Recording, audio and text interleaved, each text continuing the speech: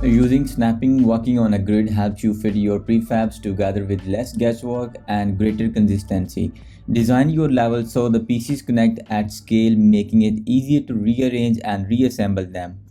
Normally, we grab these handles and try to position our game object. The repositioning value of the cube is changing continuously, and by this, it's very hard to align the object with others. And that's where the snapping comes handy.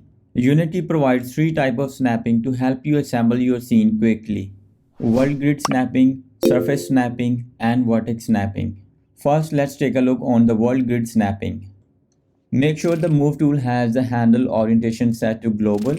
Hold Control for Windows and Command for the macOS to snap an object to the world grid. Duplicating the object, and I will try to align it. It's very hard to align this way. Better way to hold the command and move it. Now they are perfectly aligned with each other. Duplicating one more cube. Take a look how perfectly they are aligned using the snapping.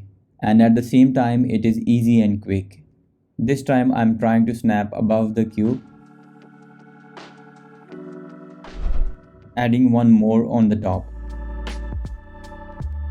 Also extending at this side a bit and on the top side as well. To get more control and more customization over the grid, you can also change the grid increment by going to Edit and clicking on Grid and Snap Settings. If you have 1 here, that means move the object 1 unit when you increment. For the demonstration, I am changing it to 2. I am docking this bar here, maybe I use it again. And now this time moving the cube, it should move the 2 units. Okay, nice, it's working. As you know, the cube size is 1 unit. When it's moving a 2 times, it's giving a space between of 1 cube. Changing the value back to 1. If you are constructing your scene from the modular assets, use grid planes to align your game objects with each other. Rather than manually typing in around the numbers into the inspector, consider letting the grid snapping tools set your transforms more quickly and precisely.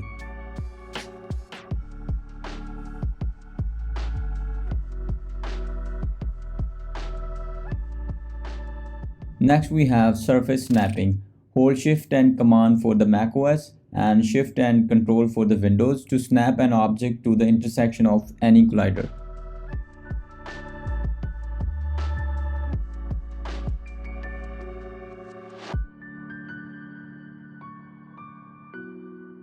I think it's a very handy tool for the level designers in many situations. Let's try this placing same cube on the walls.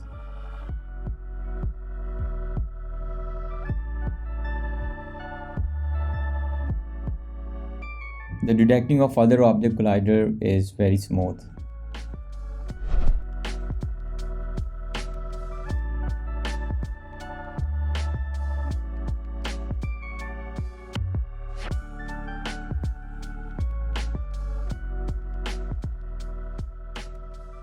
And the third we have vertex snapping. Hold down the V key while the move tool is active. This moves the current game object to the vertex position of another mesh. Before moving, hover the mouse over one vertex of an active game object to move that vertex act as a pivot. Shift V toggle vertex snapping mode on and off. In this example, I'm picking a cube from the corner and matching it to the other object corner. It's a handy tool when you need to match the object with the vertex. And now you know these techniques, you can also combine vertex and surface snapping for quick placement. Move the game object using vertex snapping with the V key or Shift V. Hover the cursor over a vertex as a pivot. Snap to another vertex as usual. Hold down the Shift and Command key to drag along the surface of the target mesh. Release the mouse button and V key once the object is at the desired location. From here you can open the grid settings, and from this slider you can change the opacity of the grid.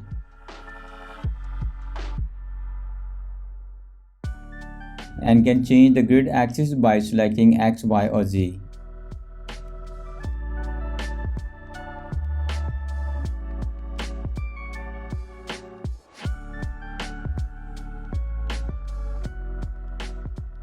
Reverting it back to Y. And by clicking on this grid icon, we can turn on and off the grids.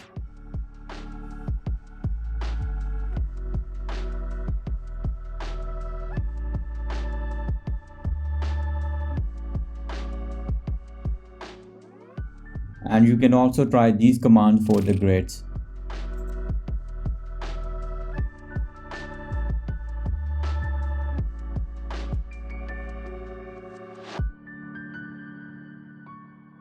Click on Tools and select Pro Grids and then Pro Grids window. And this is the new extended toolbar of the Pro Grid.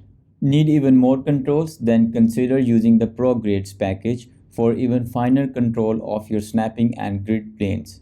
You can install this package from the package manager.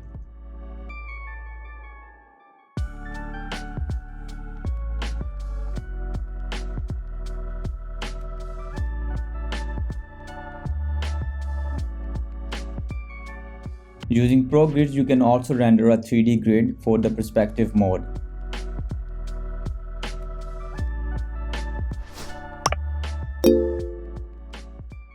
I hope this video helps you. If you have any question, you can always ask me. Thank you for watching and I'll see you in the next.